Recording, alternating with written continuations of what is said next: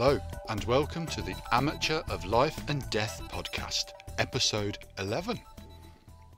My name's John O'Neill. And I'm Liz Plumpton.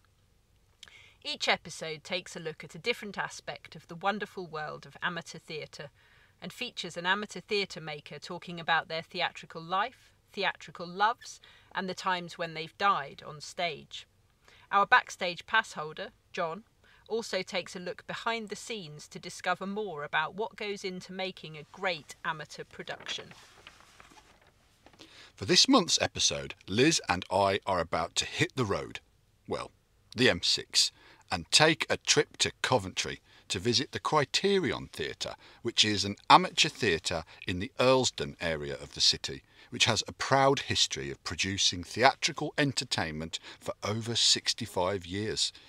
We'll be interviewing Anne-Marie Greene, the artistic director of the Criterion, to find out about her life and loves in amateur theatre. We'll also be going behind the scenes at the Criterion to find out more about its unique building and its forthcoming production of Midsummer by David Greig Gordon McIntyre. In 1955, a small group of people who belonged to a local church dramatic society in Coventry formed the Criterion Players. 4 years later, the Players heard that the former Methodist chapel in Earlsdon was being vacated, and they decided that it would be ideal for their new theatre. After a lot of fundraising and some generous donations, the Players were able to take out a mortgage to buy the building in 1960. Members then set about converting the building into a theatre, and in 1961 the Criterion Theatre Earlsdon opened. Since then, the Criterion has staged over 450 amateur productions, 2 of which have been world premieres. Members of the company have played over 6,000 parts and crewed 8,000 backstage roles in Criterion productions. We've just arrived outside the Criterion Theatre Earlsdon, and we're about to go inside and see if we can find Anne-Marie Greene, the artistic director. Let's go. Let's go. So John and I have made our way inside the Criterion Theatre, and I'm delighted to be joined by Anne-Marie Greene. Anne-Marie Greene is an actor, director, stage manager, and she's also the artistic director here at the Criterion Theatre. Hi, Anne-Marie. Hello. Thank you so much for letting us invade your theatre and for joining us on this month's podcast. Really interested in finding out more about you and also about the Criterion, where we're sitting. Let's start with you, though. So tell us about your first love. Thinking about when theatre first stepped into my life, I suppose, was doing nativity plays with my brother and sister when we were really small. So I think probably 4 or 5 or something like that. And I'm the oldest out of us 3. So my sister was always Mary. My brother was always Joseph, and I was every other part. and then I think then we made our parents sit through all kinds of whole versions of The Sound of Music or Chitty Chitty Bang Bang or things like that we used to do. It must have driven them crazy. And then when I was just at school, I really became heavily involved in whatever productions were going on at school then. Right through to when I left and went to university and was involved in university drama as well. So it's sort of been a constant thing in my life, one way or another. So a lot of those experiences, nativity plays and school shows, is a lot about being on stage. When did you first do something other than act? Yeah, I think that's a really good question, actually, because I don't think until I joined the Criterion, and I hadn't ever been involved in the backstage parts of any show that I'd been involved in before. So yeah, and then the whole world was opened up about how actually the making of theatre is as magical as being in it, you know, and yeah, so you're right, I hadn't really thought about that before. So what's been the love of your theatrical life to date? The first was definitely the thing I'd be most proud of that I've directed was Let the Right One In.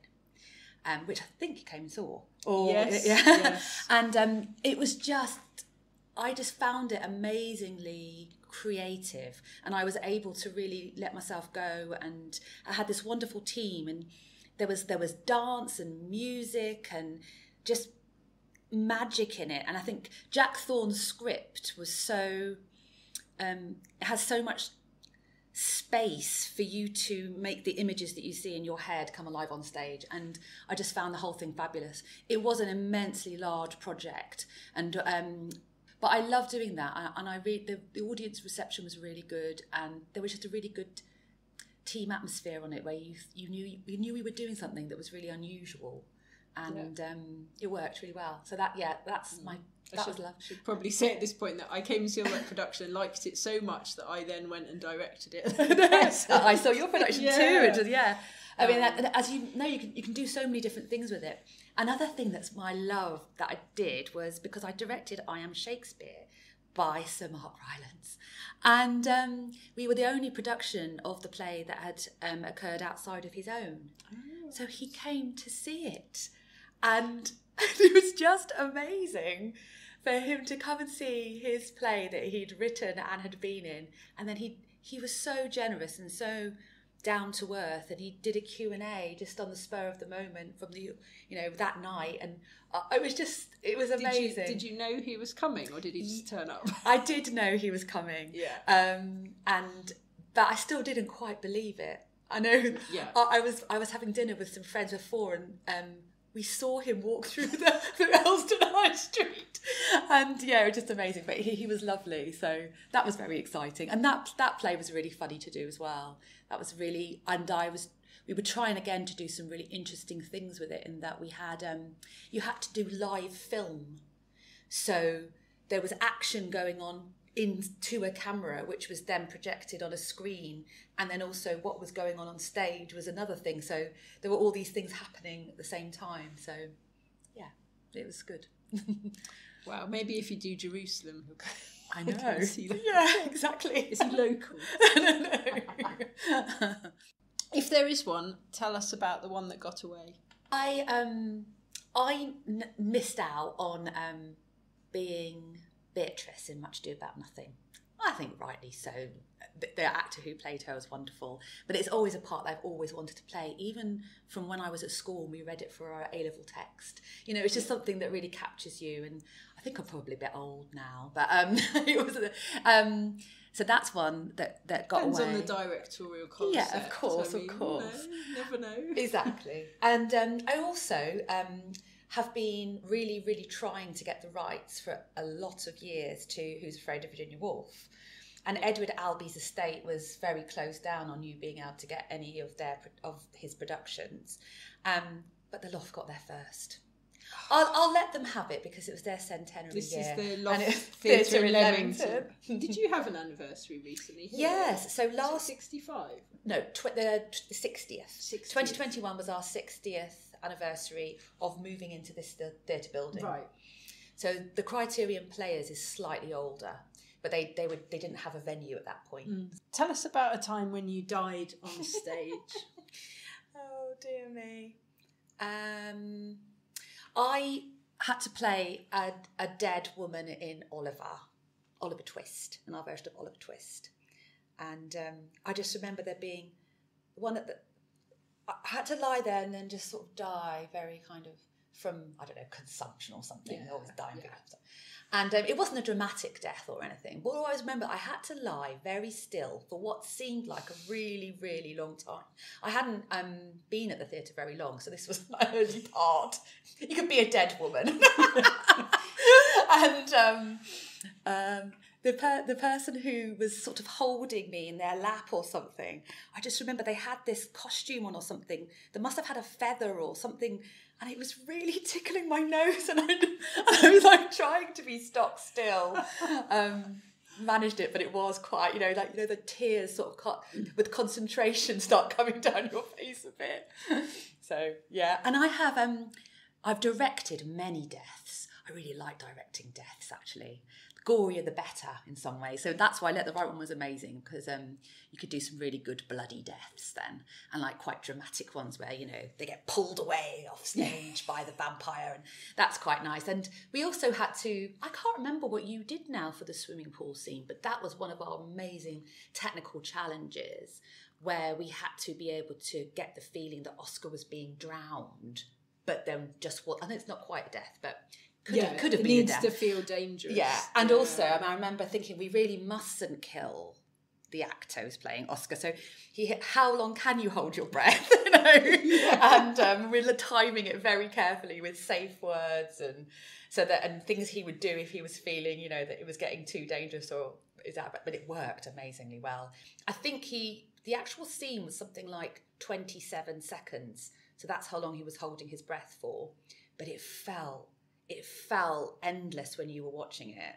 Yeah, I think you have to see the actor playing Oscar under the water, don't you? So yes. Obviously in the original, you know, production, they had an enormous tank and he was fully submerged in it, but in amateur theatre we don't usually stretch to those, so I think we basically had a large fish tank on the end of an hour, that's what we did. On the end of a kind of block that was sort of painted white, but it didn't really matter because you see someone's head being held underwater. As long as the side of that thing is clear, you feel the danger, whether it's a whole pool or, you know, a fish tank.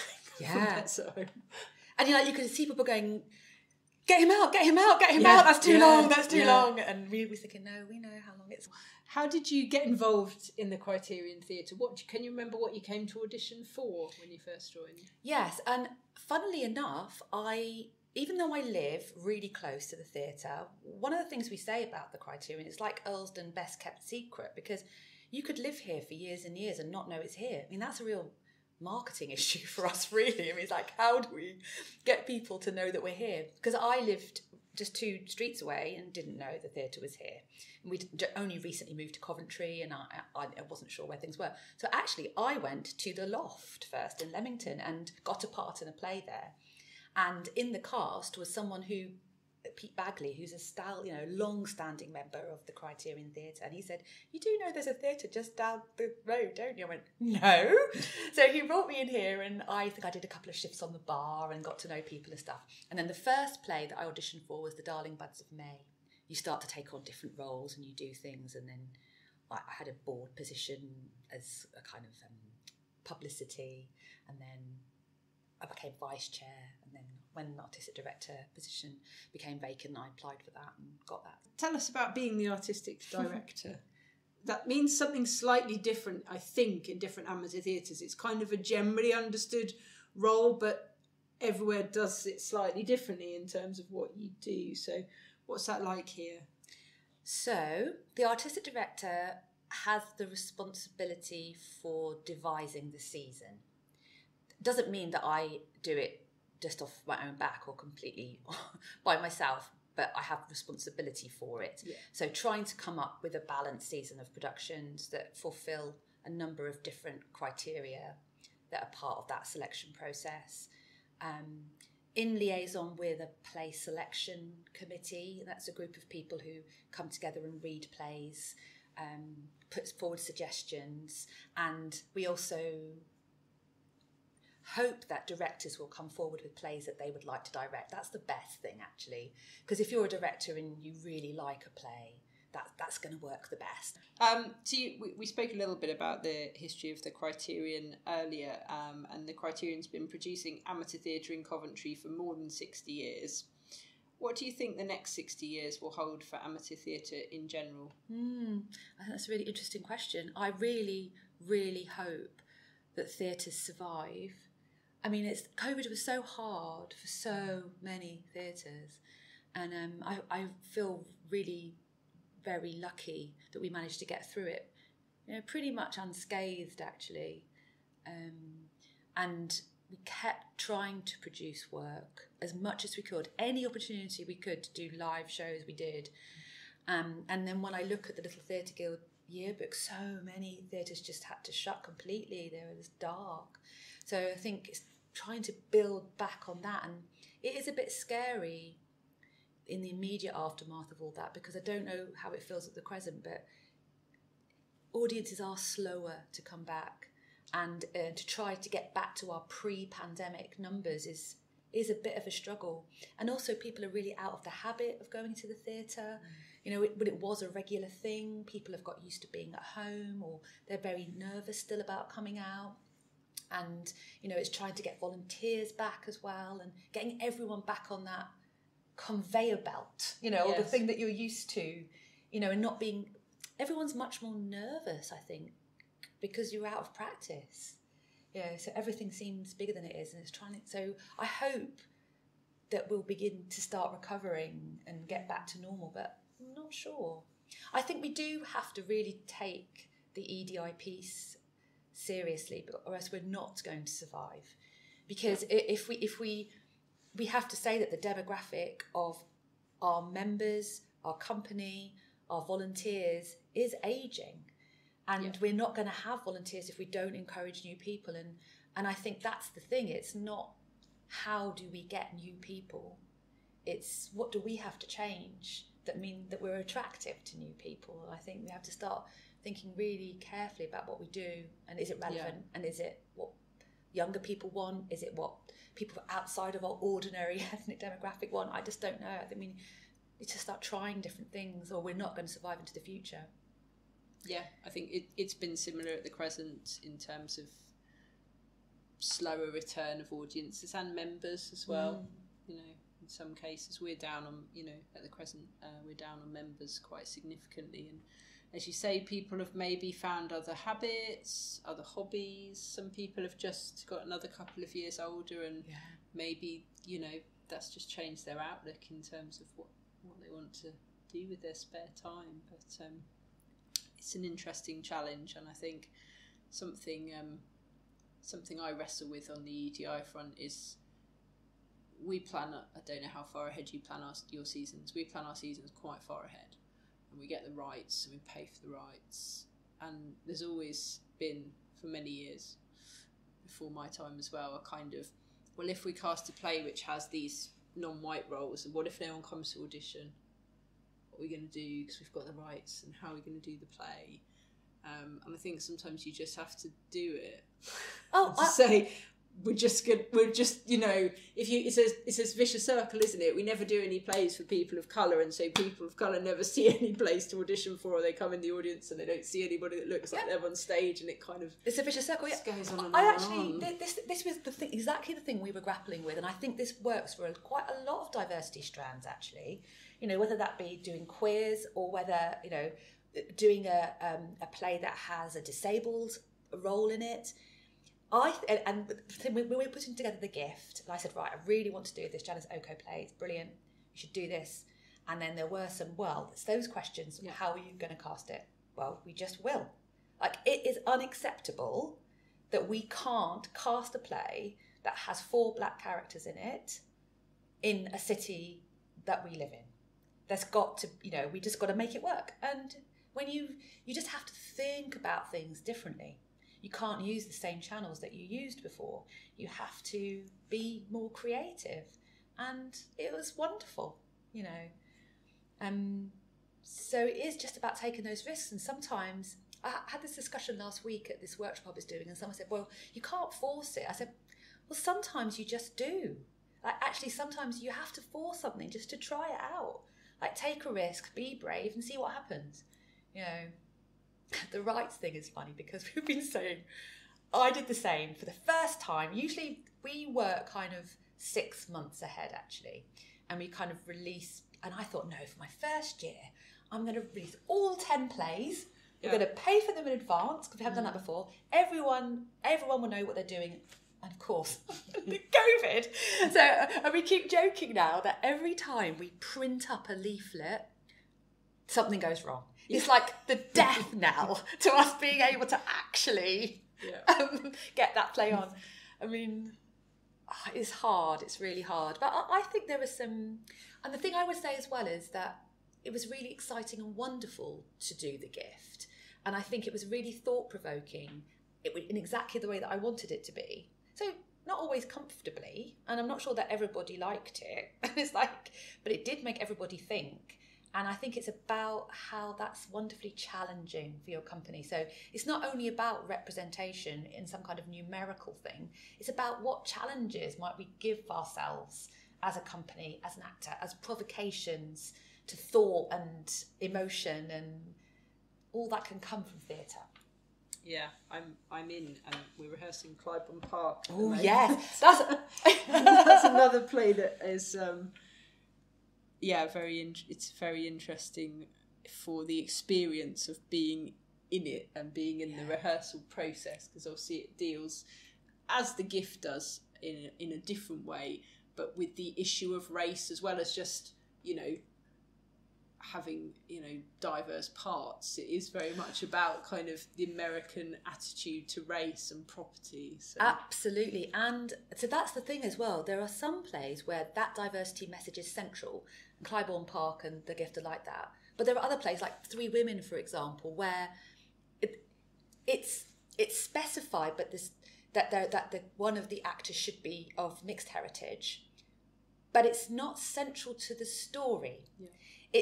In that it's not a diversity message story. It was just important that it was a mixed heritage family to show a kind of the modern family. And I think so. There's a difference where actually we might want to think about more traditional plays, but where we can think very creatively around casting. So there are all those elements coming in. Clybourne Park as well. You've got a rude word in there, very rude word as well, and quite an obscene joke. Is that obscene joke as well? Yeah, Clybourne Park was one of the online. We did a play readings during COVID. We just loved it. We just loved it. So that's very interesting as well. How you're doing the hearing impaired actor. Have you got a hearing impaired actor, or is someone playing? No. So it's a hearing actor playing the part. Interesting. I saw it in London with a hearing impaired actor. Yes. Great play. I'll have to come and see that. We read it online during COVID as well. And again, it was one of those where, one of our directors had always wanted to direct it. And I think, if I'm honest, we'd always skirted around a bit, what if we can't cast it? So I just thought, I'm just going to put it in the season. Yeah. Yeah. And we have cast it and we're doing it, so that's good. Oh, right. When is it on? July. Oh, I'll have to come over and see it. Yeah, do. Right. So we talked about amateur theatre in general. What do you think the next 60 years will hold for the Criterion in particular? Yeah, I hope that we'll be here in 60 years. I think we've got good foundations. There's no reason why we shouldn't be. We do have to... I hope in 60 years we might have a building that looks slightly different. We definitely we've desperate need to make some refurbishment, well, beyond refurbishment, redevelopment of some of the spaces.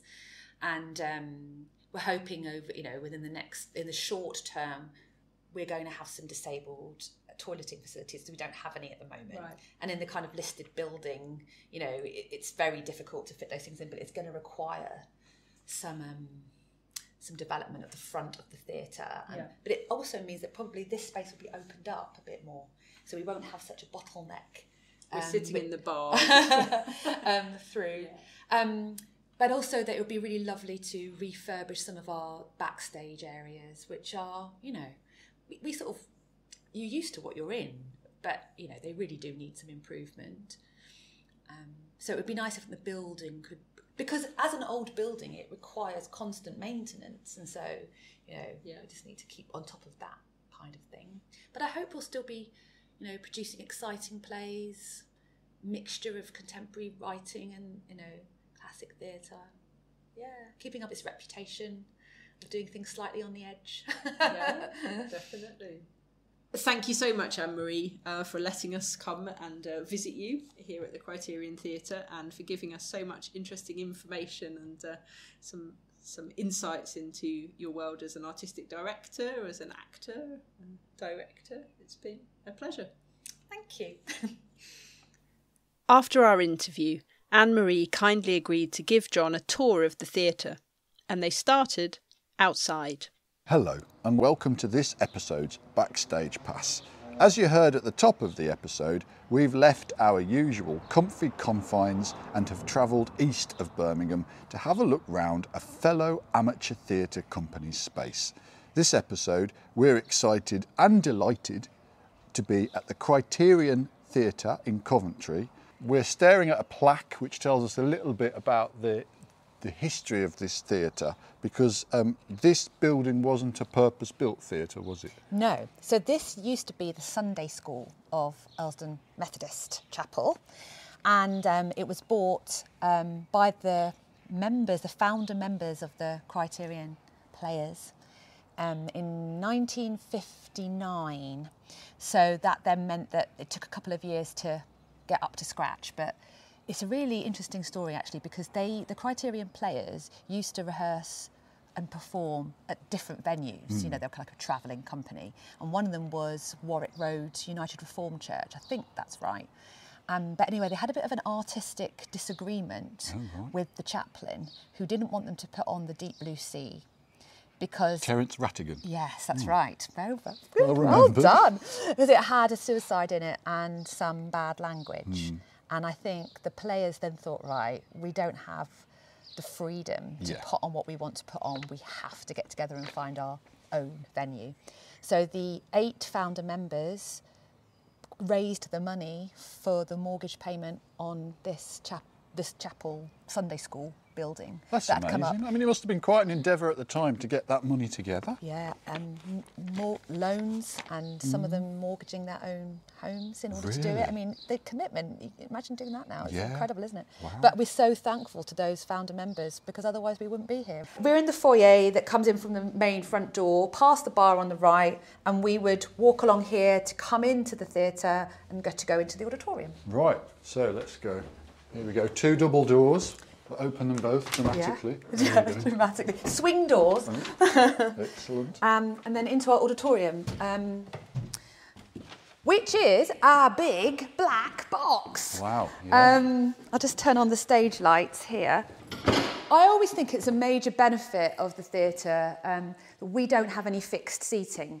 Yeah. So it's all in this kind of modular rosses and seats that get stacked away, and this has immense artistic benefits, because it means we can do things in the round. Yeah. We can any kind of stage configuration, and you know so we can do conventional seating with the proscenium, you know. Yeah, so there's at one side of the room there's a raised stage. Yep. And it's about 4 foot up. Yep. And the stage is quite a large stage. Yeah, when you get all the spaces out, and then so we can rake the seating, and then we can have 122 seats. Right.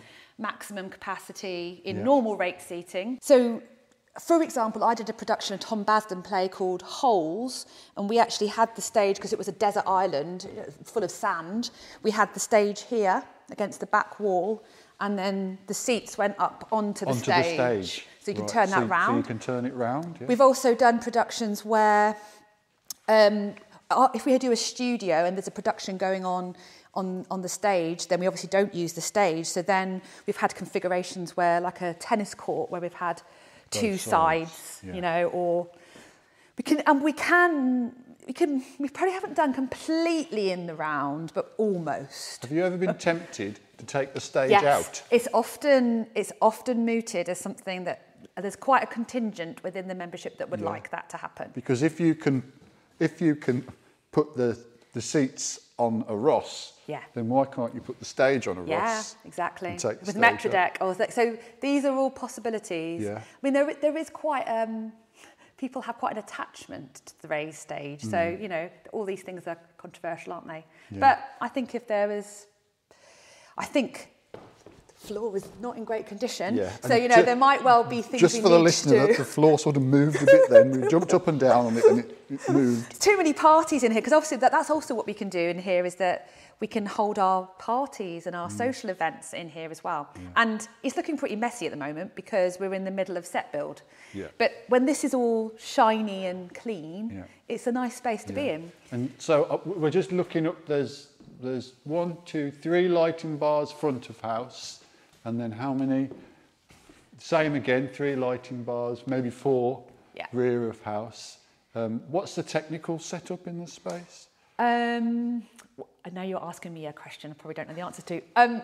I can say that this is a brand new lighting rig, Right. which we've had done during COVID. Yeah. So that's one of the things we did do in our kind of dark spaces. Yeah. Ask me a question and I'll see if I can answer when you say what's the technical spec. Well, the fact you've had a new lighting rig is very interesting. I can see you've got a mixture of LED lights Yes. and the old-fashioned tungsten lights. So you're Yes. starting to do the crossover. Yeah. And then some of these are, I can't remember what, our lovely, one of our lovely lighting guys, Paul, calls them Moving lights. drones. He Oh, calls drones. them he calls them not drones, droids. Droids. Because they go, wah! Yeah. They're like, So so So we've you've got used, some moving lights yeah, as well. they were really useful and let the right one in. And then where's your sound rig? Do you have a permanent sound rig or do you install it each time? No, it's all in there somewhere. And there's it's like rigged up, speakers it's on the wall. all in here. Yeah, And then yeah. our tech box is up there. It's controlled. Okay. So they've got a little box that they can see up there. So the control room is at the back of main house and it's Yes. raised and it's on the first floor and there's 3 windows in the wall. Yes, on that's the right. first floor, and that's where your lighting desk is and where your sound desk is. Yes, correct. Excellent. And if we walk onto the stage, now I was going to ask you about your scene dock or your scenery construction room, but actually you don't have one of those, do No, you? I can show you the little space that we have. So our sets have to be constructed on the stage. So all of this is being built at the moment for Midsummer, and so if we have a 6-week rehearsal period, then the first 2 weeks will definitely be set build. So you can't get on stage here. So anyone in a play has to find somewhere else to rehearse. So that means you do get, once the set is built, Yep. there's a lot of rehearsals that take place with the set, Yeah. fully built. Yeah. Which is a luxury that not all companies have. Right. A lot of companies will come to the set only in Tech Week. Right, okay. Yeah. Where we rehearse, other than here, the 2 weeks is like my house. I have a big room at the back of my house, so that becomes So the set gets built in the first 2 weeks of the Yes. rehearsal window? Yes. And then you have it for the rest of the rehearsal period up until the performance? Yes. Well, that's a luxury. That's wonderful. it? Yeah, Oh, I wow. think so. Because at the Crescent, we get into the space at Getting, which is the Oh, beginning. really? That's the first time you're on stage? Yeah. And that's the first time we're on stage. And yeah. That's scary. Yeah. So at the moment, I mean, the stage looks a mess because it's full of wood and things, but you can sort of see the set for Midsummer Yeah, kind of taking emerging. shape. So Yeah. Pete, the director, who'll be here in a bit, his idea is that it's a bit like a pop-up book. So this here is a book. Oh, right. So you can hear the noise So as it's I a move movable it. bit of scenery, yeah. Yeah, that moves, and there'll be different scenes that come together on it. When they come out, they'll be able to be So there's a different a scene. central pole, and that's pivoting 3 different panels of wood which move around, and these are like leaves of a book. And then there's also this leaf that comes out as well, Oh, yeah. that will have another thing on it. So there's some lovely mechanical flourishes to this set. Yeah. How exciting. So lots of wood and lots of stuff going on. Excellent. And is there anywhere else backstage? Can we have a look at Yes. Right, so then we have a little scene dock where the wood and stuff. This is so we're now going down 3 steps at the back of the stage, and this is the props kitchen. Oh, here we are, again, yeah. which is Yeah. everything's And a it's complete. actually made. It actually looks like a kitchen. There's kitchen cabinets and there's a sink. Yeah. And there's a window here where we can see a bit of light, and a fridge. And this is where you keep all your props. No, we've got a prop store outside. So this is, I don't know quite, things are kind of collected for the next play, placed here and kept ready. But because they're doing building, that's sort of taken over everything at the moment. Yeah. At the end of the build, so next week, all of this will be cleared away. Right. And it will be neater and tidier. We then have a little... This is where, we turn into a little foyer and there's a big mirror. Yeah. So when you're an actor, this is where you sign in for rehearsals and for performances and where you check... I can see a notice on the window saying notes from the stage manager. So that's information. You check your costume, check you haven't got, snot on your nose or anything before you go on or anything like that. You haven't smudged your eyeliner. Exactly. And then this is a little... scene. So this is a storage, like a lean-to at the back of the building. Yeah. With a more temporary roof. Yeah. And this is where all the scenery is kept. Yeah. Yeah, And quite a lot some of bits stuff. and some bits of furniture and various things. Yeah, and there's actually, tables, if you look up, chests, fake that's plants. a new lean-to. Basically, we got a grant from the Small Theatres Trust because that used to be an asbestos roof. Oh, you've had it replaced. So it's been completely replaced. Yeah. Thank goodness. Well, that's good. Yeah. Yeah. So that was all good. So there's shelves here full of paint, lots of different colours of paints. And doors, dozens of doors, stood and stacked up. That's right. And flats. An Arga. Blimey, I bet that's quite heavy. Is it? Oh, it's a fake one. It's a fake made Arga, of wood. It's a fake one. We have a little outdoor space. Yeah. Because our backstage toilets are there. Oh, right, got you. So you have to. The toilets are in a separate building. Yeah. So come outside. So for winter plays, yes, it's cold. A bit freezing. We won't look in them. And then these are like stores for so there's a couple of sheds and shed. The building's listed, so there can't come a time where it's gone. No, is it? No, I don't believe so. Anyway. Fantastic facility, though. And then these are our 2 dressing rooms here, off to the left. Here we go. Yeah. Let me just turn the lights on. Pitch black, of course. So there's an upstairs and downstairs dressing room. Yes, there is. So, yes. So this is the downstairs. A long table and then a mirror behind it and lights above the mirror, of course. Nice carpeted floor. A big long dressing rail for the costumes. And there are quite a number of costumes. Are these costumes? Now, these are from Mary Stuart, which was going to be in May but had to be postponed to September. Okay. So they'd already started getting things ready. Yeah. So this is and then we have the upstairs dressing room. And is it, so the boys are downstairs, the girls are upstairs? That tends to happen, yes. And I've had many a kind of run down the stairs when you think, I've just had my cue. Yeah. And have you got, so they're going to check. We have an intercom monitor, system, But we don't have, I know some theatres have got, wouldn't it be, we would love to be able to have a screen. Yeah. But we don't have a screen, so we can't see what's going on stage, but we can hear. The stage manager can, from the wings, but yeah. You'll have to set up a Teams call and stick it in the control box. Yeah. That'd be a way to do it. And now we've walked back into Main House, and I guess that's where our tour ends. So, thank you so much, Anne-Marie. Oh, thank you. No, it's great to show you. It's been an absolute pleasure to come out here and sate our curiosity and have a nose around somebody else's place. So, thank you so much. You're really welcome. Thanks. I'm back in the bar now at the Criterion Theatre. We've had a change of personnel because 3 new people have walked into the theatre, new to me anyway, but not new to the theatre, and they're going to introduce themselves and tell you why we are all here and why they are here today especially. Hi, I'm Chris Firth. I play the role of Bob in the theatre's production of Midsummer. I'm Nicole Cortez and I'm playing Helena in this 2-hander Midsummer that we're currently rehearsing for. And I'm Pete and I'm the director of Midsummer. So can you tell me, any of you, what is Midsummer? What's it about? It's a 2-hander, there's only 2 actors. What's the background to it? Okay, so it basically revolves around the relationship and the meeting of 2 people around Midsummer, hence the title. Midsummer Weekend, which is 21st of June, I think, is the general sort of sense. And it all takes place within the 3 days of Midsummer in Edinburgh. And it's basically the premise of 2 people who are totally, different and in characteristics, and it's about a crazy weekend which starts, without any spoilers, which starts with a one-night stand, and it's the crazy weekend that follows. And then, of course, it's basically the retelling of this story of this crazy weekend and their relationship. And is it romantic? Is it comedic? Is it dramatic? It's definitely comedic. Right. It's also definitely romantic. Right. It's definitely very touching and quite sad as well. But also there's a lot of hope.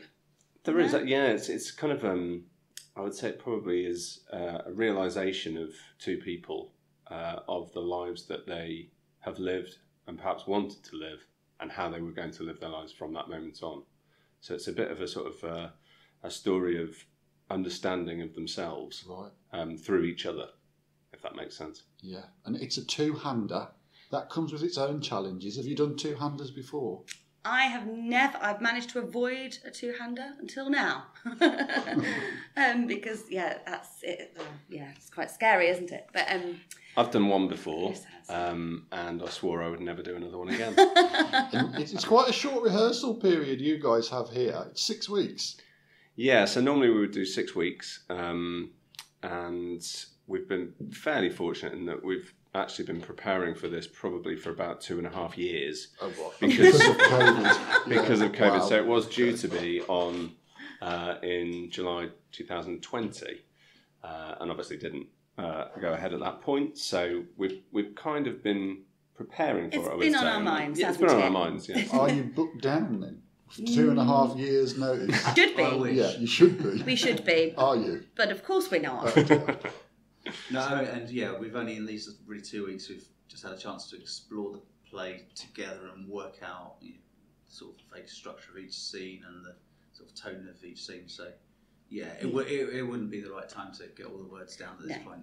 For me, I need to. I think I need the play blocked before it all starts sticking. Yeah. And also, you can learn lines with the wrong meaning behind it and the wrong thoughts behind it, can't you? So, and then it's difficult to undo that learning. So for me, I've looked at it, but no, it's from now really the real learning will start. And what are you learning about your character?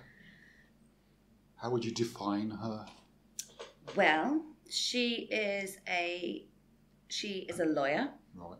a divorce lawyer. She's mid-30s, and I think So a bit of life experience under her a belt. bit of life experience. I think she's in a very difficult time of her life, and a little bit. She's single. She's maybe making some wrong decisions at the moment when it comes to love and relationships. I don't want to say too much really. So it's a modern play and it's a modern romance. It is absolutely A modern experience. Definitely. Definitely, Yeah, contemporary. Definitely. And I guess both characters are kind of mid-30s, so it's not quite like a midlife crisis, but they're both at kind of potentially the middle of their lives, and they're sort of examining how they got to that point and what decisions they made, any bad decisions, any good decisions, and whether this meeting is a chance to change everything, to kind of repair or start again for the rest of that, or maybe the next 35 years. And is Or it 5 years in Bob's case. Yeah, possibly. And I believe there's music in the play. Is that right? There is, yeah. So that's another element, I suppose, in terms of learning parts of the play, because it's not really it's not a musical, for goodness sake. It's not a musical. It's a play with songs, but No dancing. No dancing. Right. Well, we haven't done that yet. Maybe that will come. Okay. But yeah, it's trying to, because the songs also are broken up a lot into the actual dialogue. So it's not a case of do some dialogue then do a song. Receive a round of applause. Receive a round of applause and move on.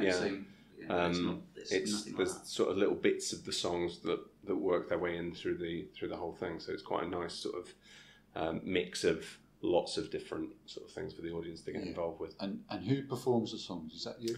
We both perform the songs. Yeah. So we've got a guitar and a piano loitering and a tambourine. I see. You're both musicians as well. You're both playing. We are, yeah, Wow. to some extent. Yes. Musicians. I like that. Yeah, I'll take musician. Yeah, me too. Yeah. I guess a big challenge of this play is for us to try and weave the music into the performances, so it's what we hope we'll accomplish is that it's going to be it's going to be seamless. Yeah. So it doesn't stand out. It kind of it dovetails one into the other. Yeah. And you don't necessarily notice the song started, and you don't hopefully really realise that the song's finished, but you notice that the dialogue's continuing and then the scene's moved on. Excellent.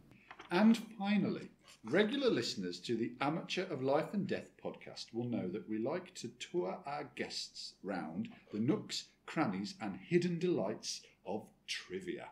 And you two are no exception. May I present to you our episode 11 trivia quiz, Culture or Vulture?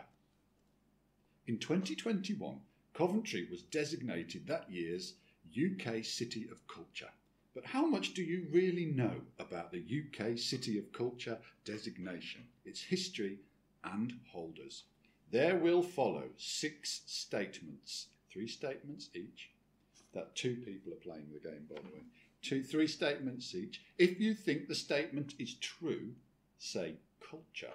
If you think it's false, say vulture. There can only be one winner. Is that clear? Clear. Absolutely clear. Right. I shall start with Nicole. Nicole. Thank you, Nicole. Is this culture or vulture? Are you ready? A UK City of Culture designation is awarded to a city once every 4 years. Is that culture or vulture? Culture. Correct. 1 point to you. Thank you. Next to David. I'll go by David. It's fine. Sorry. Chris is what most people call me. I'm But so terrible with names. I'll say Colin. then. Nicole. Nicole. And Colin. Chris. Nicole and Chris. Right. You ready? Yes, I'm ready. Chris, this one's for you. The first UK City of Culture was Belfast. Is that culture or vulture? I'll say culture. That's vulture. I'm afraid the first city to hold the title was Londonderry in 2013, with Birmingham, Norwich, Sheffield shortlisted that year too. Nicole, your second question. Okay, another easy one, please. Yeah, of course. The idea of having a UK City of Culture was first mooted as a response to the success of the Culture Shock Cultural Festival Manchester held as part of the 2002 Commonwealth Games. Is that culture or vulture? Vulture. Correct. The truth is, Andy Burnham, as Culture Secretary in 2009, began considering the creation of the UK City of Culture Prize following the success of Liverpool being the European Capital of Culture in 2008. Oh. Second question, are we ready? Sudden death already. Yeah. Being UK City of Culture has triggered investment for Coventry. It received more than 15.5 million in support from the UK government for the annual festivities, with a further 100 million raised in capital investment for the city to support city cultural projects. Is that culture or vulture? Seems a strange number to make up, so I'll say culture. Correct. Come on. So that's 2 points to 1 point. Yeah. Right, back over here. Hull was UK City of Culture in 2017, and in the opening week, 342,000 people participated in events. Is that culture or vulture? I'm pretty sure that it is Hull, but the number of people. But I'm going to say culture. Correct. 3 It wasn't points. a trick. So it wasn't a trick you've question. technically won, and there's no way back, I'm afraid. But we can Basically, give you, Liverpool in we this can race. give you a consolation prize. Are you ready? Go on. In 2020, Nicola Sturgeon refused to allow Scottish cities to participate in the UK City of Culture bidding process due to the cultural bias and systematic flaws in the selection process that serves to favour geographies south of the border. Is that culture or vulture? Well, I cannot believe that my best friend Nicola would do that, so I will say vulture. Correct. That's a point to you. So There we well go. done. Well done. 3 points to 2. So Good game. Nicole, congratulations. Thank you very much. You are this Oh, episode's thanks. Queen of Trivia. Woo! And thank you both for coming and being on our podcast. And we hope as many people as possible can come and see your wonderful production of Midsummer by David Greig. Thank you very Brilliant. much. Thanks so much. Thank you. Thank you for listening to the Amateur of Life and Death podcast. If you'd like to listen to more, make sure you subscribe at podcast.crescent-theatre.co.uk or via Spotify, Google or Apple Podcasts to get the next episode. You can find out more about the Criterion Theatre Coventry and their upcoming productions, including Midsummer, by visiting www.criteriontheatre.co.uk or by following them on social media. Amateur of Life and Death is a Crescent Theatre production. This episode has been researched and presented by John O'Neill and Liz Plumpton. The music is by Brendan Stanley, and the podcast is edited by Kevin Middleton.